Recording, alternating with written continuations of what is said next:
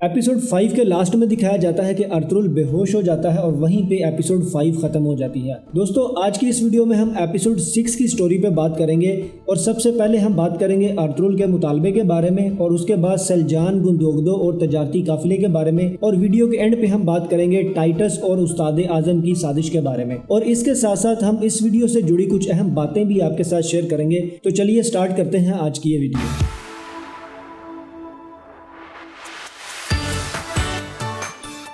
Ertugrul को इब्ने अरबी की आवाज़ आती है और सिपाही के हमलावर होने से पहले उसकी आंख खुल जाती है और वह सिपाही से लड़ता है और उसे मार देता है। इस हमले के पीछे टाइटस का हाथ होता है। टाइटस सुल्तान के वजीर नासिर के साथ मिलकर यह हमला करवाता है लेकिन नाकाम हो जाता है। नासिर दो सिपाहियों को भेजता है अर्तुगरुल पे हमला करने के लिए, जिनमें से एक सिपाही अर्तुगरुल के हाथों मारा जाता है और दूसरा वहां से बच निकलता है, जिसे नासिर खुद ही पकड़ के मार देता है ताकि इस बात का पता ना चल सके कि इस हमले के पीछे किसका हाथ है।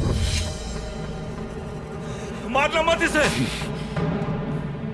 टाइटस इस हमले की नाकामी पे बहुत गुस्से होता है। अब नासिर टाइटस से मिलता है और उसे बताता है कई कबीले को मौसम सरमा के लिए जमीन चाहिए, जिसपे टाइटस कहता है अब ऊंट आया पहाड़ के नीचे, उन्हें जो इलाका मिलेगा वो सरहद और सलीबी जहाजों के करीब है। सुल्तान से बोल के ये जमीन दिलवा दो उन्हें। टाइटस, तुम सोच समझ कर फैसला कर रहे हो ना, कहीं नुकसानदेह साबित ना हो। जैसा मैंने कहा वैसा ही करो नासिर। दोस्तों आगे बढ़ने से पहले हम बात करते हैं कि सेल्जान गुंदोगदो के बाल क्यों काटती है। औलाद की चाहत में सेल्जान गुंदोगदो के कुछ बाल काटकर कहीं ले जाने की कोशिश करती है, जिस पर गुंदोगदो की आंख खुल जाती है और ये सब देखकर वो बहुत नाराज होता है, बहुत गुस्सा होता है और खैमे से बाहर चला जाता है। उसके बाहर जाने के बाद सेल्जान जमीन पर गिरे हुए बाल उठा लेती है और उन बालों को एक औरत के पास लेकर जाती है जो उन बालों पे जादू टूना करती है। सेल्जान उसे कहती है कि मेरे यहाँ आने का किसी को भी पता नहीं चलना चाहिए और उसे वो गुंदोगदो के बाल देती है, जिस पे औरत कहती है कि तुम फिक्र मत करो, किसी को भी इस बात की खबर नहीं होगी, तुम जो चाहती हो वैसा ही होगा। मेरे मोकल तुम्हारी औलाद को इस दुनिया में ले आएंगे, देखना तुम अपने शोहर को एक वली अहद दोगी जो आगे चलकर कई कबीले का नसीब बदल देगा। अब बात करते हैं हलीमा की कि हलीमा ने जो तरकीब इस्तेमाल की उसका नतीजा क्या निकला। हलीमा खाना खाने जाती है कि इतने में सेल्जान उसके कपड़ों में कुछ रंग डाल देती है। जब वो खाना खाकर वापस आती है तो देखती है कि कपड़ों में एक नया रंग है। ये देखकर वो बहुत हैरान होती है और कहती है कि ये रंग कहां से आ गया, हमने तो ऐसा कुछ भी नहीं डाला था आइकस, हमें फिर से इन कपड़ों को तैयार करना होगा। इतने में हेमा खानम वहां पे आ जाती हैं और कपड़े देकर कहती हैं ये क्या किया तुमने हलीमा।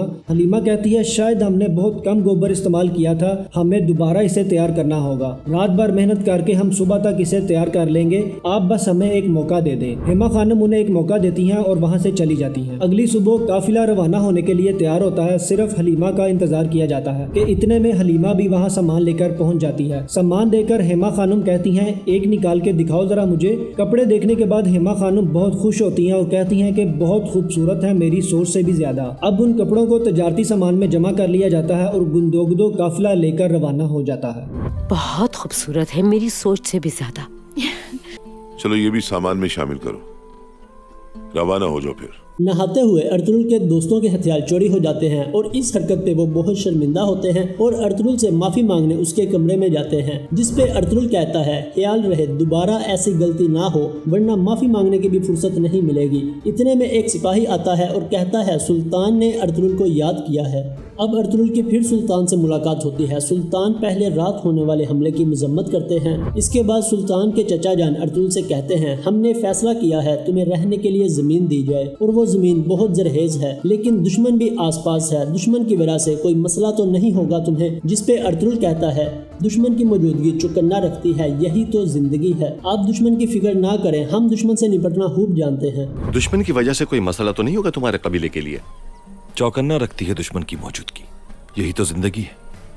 सुल्तान से मुलाकात के बाद अर्तुगरुल वापस अपने कमरे में आता है जहां सब लोग उसका इंतजार कर रहे होते हैं। अर्तुगरुल बहुत गुस्से में कहता है तैयारी करो, जिस पे सब बहुत परेशान हो जाते हैं। फिर वो थोड़ा मुस्कुरा के कहता है अपने घर की नई सरजमीन देखने की तैयारी, जिस पे सब खुश हो जाते हैं और वो सब लोग नई जमीन देखने के लिए रवाना हो जाते हैं।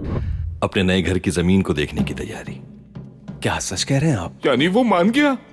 अब टाइटस भी वापस आता है और उस्ताद आजम से मिलता है और उन्हें हलब की सारी खबरें देता है, जिसे सुनकर उस्ताद आजम बहुत भड़क जाता है और कहता है कि इससे बड़ी बेवकूफ़ी क्या हो सकती है टाइटस कि तुम अपने भाई की मौत का बदला लिए बिना वहाँ से वापस आ गए। अब कई कबीला और मजबूत हो जाएगा। मुझे तुमसे इतनी बड़ी हमाकत की उम्मीद नहीं थी। टाइटस कहता है कि मैंने बिल्कुल सही फैसला किया है और मेरी समझ से बाहर है कि आपका खौफ अर्तुगरुल है या फिर उसके साथ आने वाला वो आदमी इब्नुल अरबी। तुम्हारी हिम्मत कैसे हुई मुझे ताना देने की?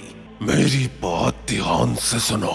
तुर्कों को हम अपनी सरहद के करीब भी नहीं भटकने देंगे, हरगिज़ नहीं।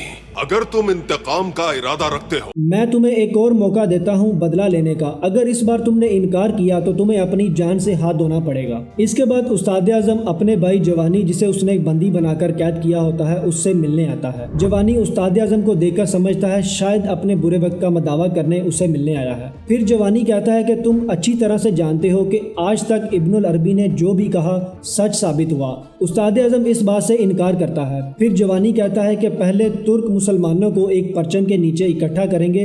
उनकी ताकत तुम जैसे बुज़दिल काफिरों को तबाह बर्बाद करके रख देगी।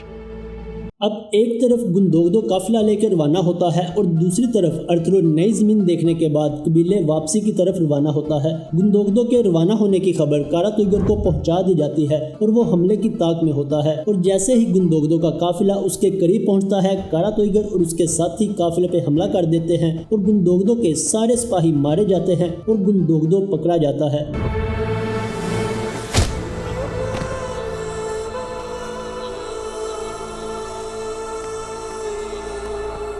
रुक जाओ!